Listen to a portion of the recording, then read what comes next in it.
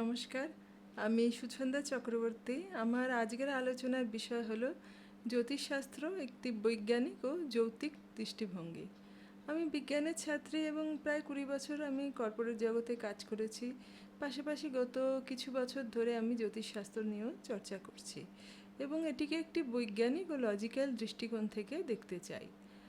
আজকের এই ভিডিওটি করার কারণ হলো আমাদের সমাজে বিশেষ করে ইন্টেলেকচুয়াল ক্লাস বা আমাদের নতুন প্রজন্ম অনেকেই জ্যোতিষকে কুসংস্কার বা ভণ্ডামি মনে করেন, কিন্তু আমার উদ্দেশ্য হলো এই শাস্ত্রটিকে একটি গভীর বৈজ্ঞানিক অ্যাঙ্গেল থেকে তুলে ধরা।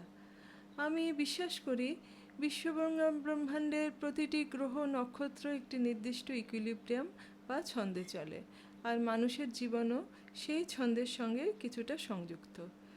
জ্যোতিষশাস্ত্র বলে এই গ্রহ নক্ষত্রের অবস্থান এবং জন্মক্ষণের ভিত্তিতে কিছু পূর্বানুমান করা যায় এবং যদি কোথাও কোনো অসামঞ্জস্য থাকে তবে কিছু প্রতিকার বা সমাধানও দেওয়া যেতে পারে।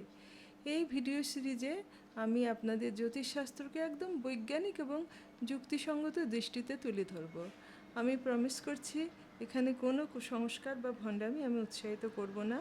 আশা করি আপনাদের ভালো লাগবে এবং আপনারা এই দৃষ্টিকোণ থেকে জ্যোতিষকে আরেকটু ভালোভাবে চিনতে পারবেন। আমার বক্তব্য আপনাদের ভালো লাগলে আমার ভিডিওটা একটা লাইক করে দেবেন। নমস্কার।